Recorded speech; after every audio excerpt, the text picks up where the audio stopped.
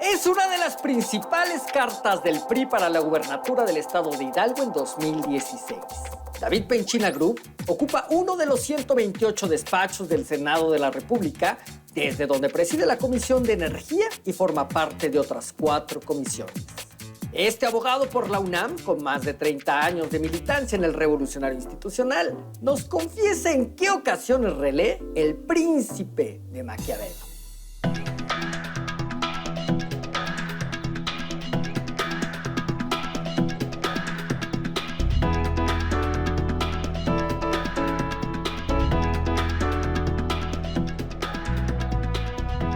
Así que tienes 32 años. De militar en el PRI, de trabajar por mi país, convencido de que es lo que hay que hacer, Beto. Yo creo que este país necesita de esfuerzo, de trabajo, y necesitamos construir una mejor historia de la que hemos vivido. En 3 décadas de estar dentro del Revolucionario Institucional, de auscultar, digamos, las vísceras de este partido, ¿cuáles son los cambios más transformadores que has visto en los últimos tiempos? Yo creo que hoy somos parte de una generación priista que nos hemos atrevido a hacer cambios en los que nunca imaginamos que íbamos a tomar decisiones. En telecomunicaciones, en el sector laboral, en el sector financiero, en el sector hacendario. No se diga en la reforma educativa o en la reforma energética, de cambios que necesita México para poner en algo diferente de lo que se hizo en el siglo pasado. Colocar en el centro de la política pública la capacidad emprendedora de la gente, hacerla más libre para que podamos, en el mejor sentido de la palabra, explotar el capital humano, que es lo que necesita nuestro país. David, cuando hablan de un partido que se moderniza, ¿a qué se refieren exactamente? A tomar decisiones que hay que entender que son diferentes a las que tomamos en el siglo pasado, porque México cambió. En 1910 éramos 16 millones de habitantes, hoy somos 120. No vivíamos la globalización a partir de la ciencia y la tecnología que nos podría hacer que tú y yo ahorita estuviéramos conectados en una entrevista en China. Y hay que actualizar el marco referencial del cómo hacer las cosas para alcanzar el mismo objetivo. Los priistas lo único que no hemos cambiado es empeñarnos en alcanzar la justicia social, cerrar la brecha entre los que tienen mucho, que son pocos, y los que poco tienen, que son muchos. Y en ese sentido, el objetivo de la justicia social hoy lo centramos con mejores estrategias para que en el contexto de lo que hoy vivimos podamos alcanzarlo. David, veo que aquí en tu oficina del Senado de la República hay varios portarretratos, entre ellos el de tu padre, recientemente fallecido y quien sabemos que además fue funcionario público mucho tiempo. ¿Cuál es el consejo que te decía sobre el cuidado que hay que tener en la política mexicana? Que habría que trabajar con un solo objetivo, Beto, el buscar heredarle a nuestros hijos un mejor presente y un mejor futuro que el que nosotros recibimos de ellos. Es decir, hacer nuestra labor generacionalmente. Mi padre recibió un mejor país que el que a él, al que a su padre le tocó vivir, y él me entregó un mejor país que el que él vivió. La variable de esta generación debe de ser dejarle a nuestros hijos un mejor presente y un mejor futuro que el que nos tocó a nosotros hacer, porque si no las generaciones fracasan. Y para eso también me enseñó a ser perseverante, a ser trabajador, a siempre tratar de ser honesto y no caer en las tentaciones mediáticas del poder que luego marea a la gente, y que debemos de asumir lo que somos, seres humanos como cualquier otro, que tiene una funcionalidad, pero que el mandato que le da uno a la gente a uno, es para cumplirlo, no para jugar con él. Veo que también, hablando de nuevas generaciones, están tus hijos en el portarretratos que tenemos por aquí. ¿Ya qué tendrán? Estos ya no son jóvenes. No, ya estamos un poco adultos. Mi esposa y yo tenemos 2 jóvenes extraordinarios que son nuestro orgullo. Hoy Ricardo, que es el mayor, que tiene 20 años, estudia Relaciones Internacionales en el ITAM. Y nuestro otro hijo, desde muy pequeño, por ser muy competitivo en el tenis, vive en Estados Unidos, está por entrar a la universidad. Ha podido tener el orgullo de representar muy bien a México en muchos torneos. Son chavos sanos, de lo cual nos sentimos muy orgullosos y son la razón de nuestro existir, por el que mi mujer y yo trabajamos y tratamos de ser gente honorable para que ellos porten con orgullo la historia de una familia. Uno de los grandes reformadores, uno de los grandes impulsores, sobre todo de la reforma energética. Es lo que he leído sobre de ti, David. Pero, ¿qué no se ha dicho en torno a esta reforma?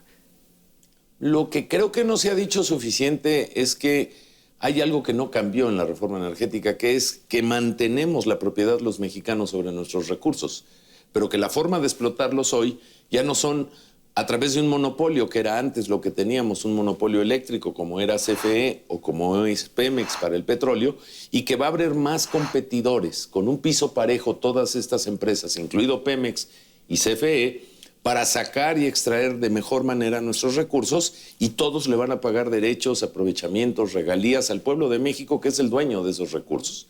Creo que eso no hay que cansarse de decirlo, porque los que se negaban a estos cambios, las aves del pasado, que vivían de la memoria solamente y no de resultados, se empeñan en decir lo contrario. Y yo tengo una prueba irrefutable, lo que te estoy diciendo está escrito en la Constitución.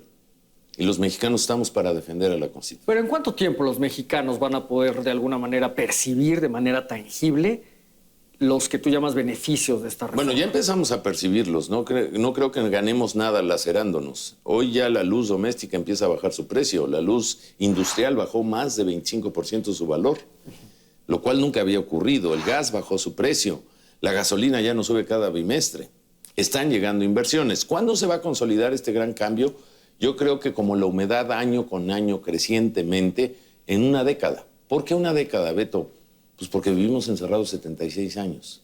Éramos el único país que no se había atrevido a hacer un cambio estructural en el sector energético, y vivimos encerrados 76 años en un modelo de monopolio que no ayudaba a la transparencia, que no ayudaba a la competitividad y que no ayudaba a generar los empleos que necesitan nuestros jóvenes. Y esa consolidación sí nos va a llevar tiempo, pero con resultados cada año. Esto va a ser creciente, va a ser un antes y un después. Es similar a lo que pasó con el Tratado de Libre Comercio, cuando nos dijeron que íbamos a vender a la patria y que iba a ser un caos. Hoy no entenderías la economía mexicana sin el intercambio de bienes y servicios de la zona de libre comercio a la que pertenecemos. Y por lo visto acá tienes un particular gusto por los paisajes. ¿De quién es el autor de este cuadro? Él es un gran pintor ahuatzin de Tlaxcala, un gran paisajista mexicano, de esta obra que hace muchos años mi padre me regaló y que siempre me acompaña en la oficina que estoy.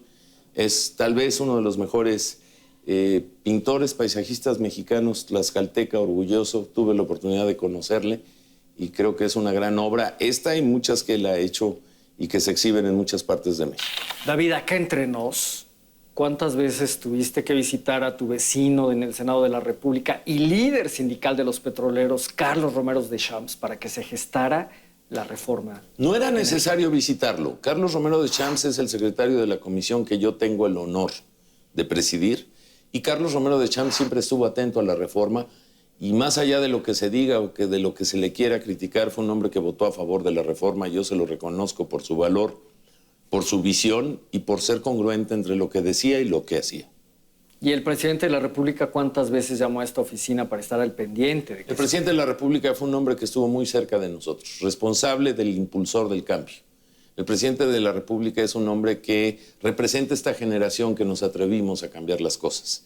Y con él siempre ha habido el diálogo para construir estas ideas de largo plazo, de gran visión, de un hombre que le reconozco el valor de que no está pensando en la próxima elección, está pensando en las próximas generaciones, cambiando las cosas, porque lo único que no podíamos hacer, Beto, es lo mismo de la misma manera, porque íbamos a obtener el mismo resultado. Y con todas las críticas, que qué bueno que existan, lo que nadie puede negar es que nos hemos atrevido a cambiar las cosas para que sean diferentes. ¿Cuál es el secreto para persuadir y convencer a los adversarios, sobre todo los partidos de oposición, en una agenda tan difícil como la de la reforma? Hay de dos tipos: a los que son inteligentes, que afortunadamente aquí fueron la mayoría. Yo te recuerdo que la reforma energética y todas las reformas constitucionales necesitan de 2/3 partes. Y la enorme mayoría de este Senado, de la Cámara de Diputados, con la racionalidad de un debate de buenas ideas para México, los persuadimos, los convencimos, negociamos. Con necedades históricas, abanderadas por faltas de ideas, pues la mejor persuasión fue hacer a un lado la descalificación, la falta de argumentos, y no amedrentarnos y que no nos diera miedo el sacar las cosas adelante. David, y también has dicho que eres un frecuente relector de la obra del Príncipe de Maquiavelo. ¿En qué ocasiones lo relees? Pues lo releo cuando las circunstancias del poder lo ameritan. Creo que la representación que le da la gente a uno es poder. y cuidarse del poder, no creerte lo que no eres, el poder revisar, no solo a Maquiavelo, poder revisar a los clásicos, poder revisar el pensamiento de los que formaron esta patria, poder volver a leer la Constitución para saber qué le falta a nuestro país para poderlo alcanzar en objetivos de normas. Creo que es el mejor espacio que puede tener un político. Creo que para eso siempre debe haber tiempo. Leer aporta ideas y traducirlas en hechos a partir de las ideas que uno absorbe a través del conocimiento me parece la forma más legítima de representar a la gente. Hablando de ideas, ¿tú te consideras un político de ideas? Yo trato de ser un hombre de ideas. Me enseñaron a que con la razón, con la palabra, con los argumentos, con los datos duros, se puede avanzar. Y esa ha sido la variable profesional en mi vida. ¿Cuáles son las ideas que permean en la agenda de las comisiones a las que perteneces, sobre todo que presides? Yo tengo una gran fortuna, un gran honor, una gran oportunidad histórica. Soy miembro de la comisión que se encargó del dictamen, el diseño, la discusión primaria de todas las reformas, que es la Comisión de Puntos Constitucionales. Y lo que vendrá en esa agenda, digamos, esas ideas de las que me hablas, ¿cuáles son? Esas ideas de las que te hablo tienen todavía grandes pendientes. Este periodo va a ser fundamental terminar la reforma de combate a la corrupción, de instalar la reforma secundaria en materia de transparencia, de consolidar la reforma en derechos humanos, de consolidar la reforma al sistema de justicia penal en México para combatir de mejor manera la delincuencia y el crimen. Yo pertenezco a la Comisión de Puntos Constitucionales, presido la Comisión de Energía, soy parte de la Comisión de Hacienda y soy parte de la Comisión de Relaciones Exteriores con organismos internacionales. 4 comisiones. Y estas 4 comisiones me dan la posibilidad de la integralidad, de poder tener contrastes de ideas, tener propuestas de diferentes sectores, abrirnos a escuchar a la sociedad. Yo te quiero decir que la reforma energética aquí se diseñó con la presencia de los agentes económicos a los que puede beneficiar o perjudicar una reforma. Y que los escuchamos a los que estaban a favor y a los que estaban en contra y que ahí construimos los dictámenes y los acuerdos para ir hacia adelante y por eso obtuvimos muchos más votos de los que se necesitaban para impulsar esta reforma. Sigamos con las ideas, David. ¿Qué porcentaje ocupa de tu pensamiento la idea de ser gobernador del estado de Hidalgo en 2016? Ocupa el porcentaje de cumplir con una ilusión para la que me he preparado, Beto. Todos los días trabajo representando con dignidad a mis paisanos, haciendo cosas que tal vez no necesariamente me corresponden desde hace mucho, que es gestionar por el que menos tiene, que es plantear ideas para cómo nuestra entidad puede salir adelante. Me ocupa la responsabilidad de ser un político serio que sabe aguardar los tiempos, pero que no oculta sus sueños, sus aspiraciones, porque además he trabajado 3 décadas para ello. ¿Qué verbos conjugas con más frecuencia en esa carrera rumbo a la gubernatura? Perseverancia, paciencia, prudencia, trabajo, esfuerzo, responsabilidad. Responsabilidad de ser lo que uno quiere ser, a partir de ganárselo con el trabajo, el esfuerzo y la prudencia que le pueda dar la vida. Veo que también tienes por aquí adelante la foto oficial del presidente Enrique Peña Nieto. Soy un convencido que el presidente Peña Nieto es quien encabeza el liderazgo de una generación hoy, que a diferencia de los últimos 20 años se había estancado la política y que él tiene el enorme mérito de haber sabido conjugar en un Congreso que no es mayoritario de su partido el poder lograr esos acuerdos que tantos necesitábamos en las reformas estructurales que hemos impulsado. Así es que tengo aquí su imagen porque soy un convencido del proyecto que hemos encabezado al querer transformar este país y cambiar las reglas para el bien de la ciudadanía. Pues ahora sí, con el volcán de fondo, te damos las gracias por habernos recibido en el despacho del Senado de la República que ocupas.